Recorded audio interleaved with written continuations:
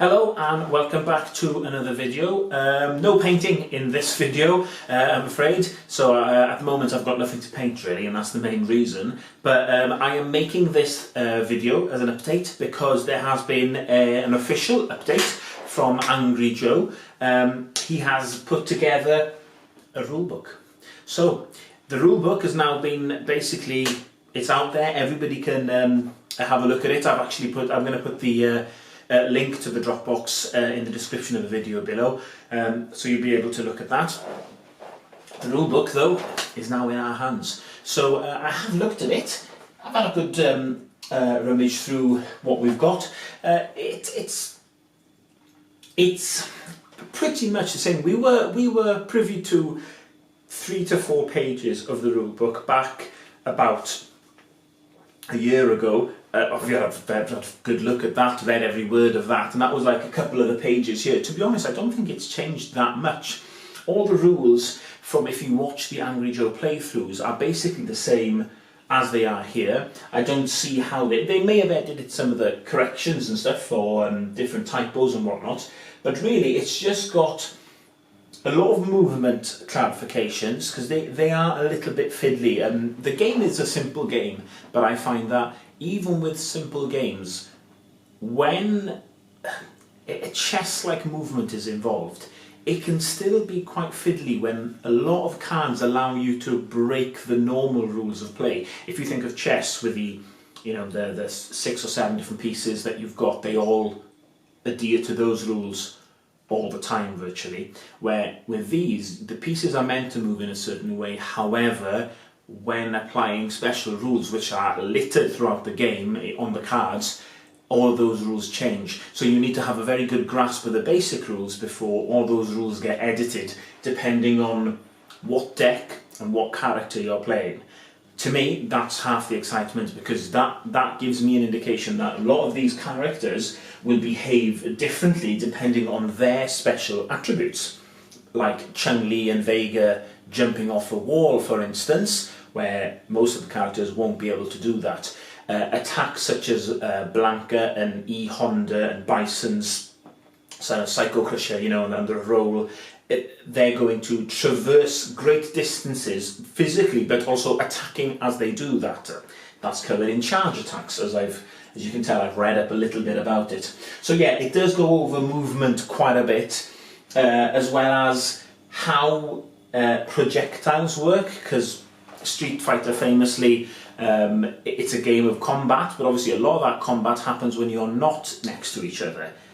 Things like Hadoukens, things like characters who don't have projectiles in the game still need to have projectile cards in their decks, because the core concept of the game here is when I attack you, I am attacking you with a card, and that card could be one of 3 things. And if you can anticipate which of the 3 things it is, strike, projectile, or special, if you correctly guess which it is with a card of your own which has that counter ability, you basically take an attack away from me and also get to hurt me back in some way as well. So it's a game full of counter-attacking the opponent and trying to guess what they're going to do.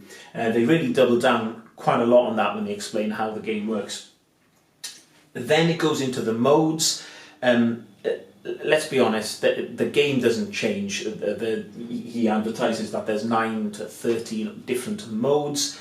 Yes, technically there are rule changes, but to be honest, it's much of a muchness, to be honest. I find there's pages and pages. Here we are, all of these pages here are all about the slight changes of rules, which only serve to confuse really. I'd be happier just playing the base game, understanding that as a core concept, and that would be the game I'm going to teach people, because unless I'm playing with somebody at a very regular basis, I'm going to stick to the most basic versions of the rules and teach that to as many people as I can, and only then, if they really like the game, will I be playing it multiple times with them.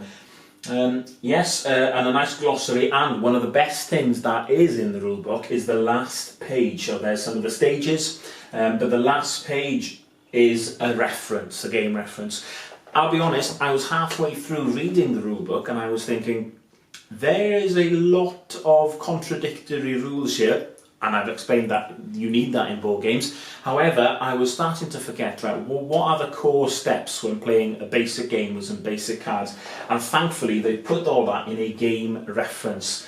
So that reference, I think that's going to be the rulebook. That you'll be reading the rulebook, then you'll be leaving it on that back page with that reference there, showing you exactly how to, the turn sequence, the anatomy of a card, especially for new players, resolving an attack card, which is, I went into a little bit there, and the common traits and keywords. Now, if you've played Magic the Gathering or Mage Wars or any of these games, or the new one, Keyforge as well, the amount of keywords that are in that game, they're all similar words, but they mean something different in every game. Charge means something different in Mage Wars as charge means in Magic the Gathering, or charge in Street Fighter, the computer game even, is probably different to the charge that happens here. So there is a lot of different terms and terminology, and to be honest, they've done a good job of keeping it down to about 10 in this list, just to give you the core concept, because those are the ones that are going to pop up on cards that you're going to want to learn about. Yes, in the video update as well, so that's the rulebook. The rulebook is all there. We can all go through that now with a fine-tooth comb on it, and it's brilliant, to be honest, because I feel like I can learn the game now, even though we might be 9 to 12 months away from getting the game. We can learn, we can see what the game is. But also, if we're talking 9 months to 12 months away from getting the game, I feel like I just want to make my own. Not make my own game, but make my own prototypes. I mean, I don't need the miniatures, as you've seen. I've painted the miniatures, or the 2 miniatures I've got. But I would like to make a mock 40 card deck, 41 card deck, if you consider the actual character card. The character card has the 1 ultra move on it. But a 40 card deck to actually potentially play with. The rulebook goes into the makeup of those decks in terms of there are event cards which are broken down into event cards which are totally unique. So those, I think, are the fun cards. They're going to have story parts of different characters. So I can imagine, you know, Zangief having a few funny ones, and M. Bison having a few weird and wacky ones, where those cards just make something happen in the game. So those event cards are totally unique. I have to stab a guess at those. The other event cards they come in pairs, and they tend to be littered in everyone's deck, basically to make it fair, but still having half the deck as flavour. The bulk of the 40 cards then are the strike, specials, projectiles, and bait. The bait cards. The bait cards are almost like fake cards, as in fake out cards. They're false moves which you can waste your opponent's cards, because if they try and counter it, they're throwing cards away to try and counter it. So they're kind of bait cards. So though the makeup of those cards will be different depending on what character you play. So for example, I can imagine Zangief having much more strikes, I would have thought, and specials, since they are close-up attacks where in the game he doesn't actually have any projectiles, but I'm sure his projectile deck would be quite low, where I'm imagining Guile and Ryu and Ken and all those people with projectiles will have much more of them.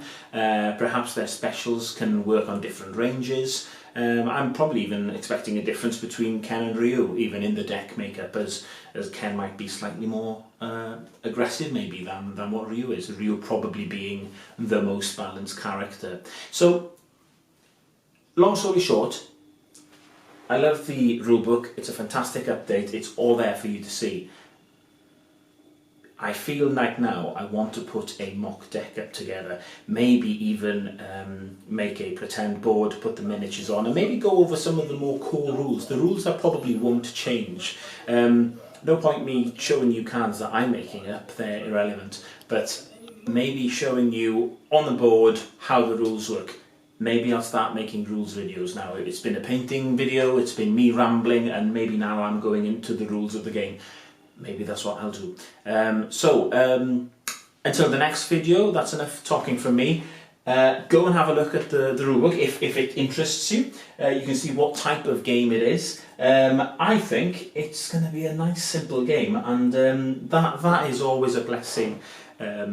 Sometimes I've got a collection of games that I never can play them with the right type of people, or they're too much to teach, or people have a 3-hour session of playing a game and the only thing they can take away from it is, well, if I played that again, I'd really know what I was doing, and that's a shame. And I think with Street Fighter, the games are going to be half an hour in length, I would have thought. I can't see it being longer. I mean, you've got 20 health and you'll be damaging each other in turn 1, so I don't see the games being too long. And even if you get an explanation of how the movement and attacks work, I can't see you losing out to an experienced player too often. There we are. So next video could well be maybe the rules in more detail, and I might do that with some form of board on the miniatures to show off. Maybe that's what I'll try next. Alright, so stay tuned for that, and go check out the rulebook. See you again soon.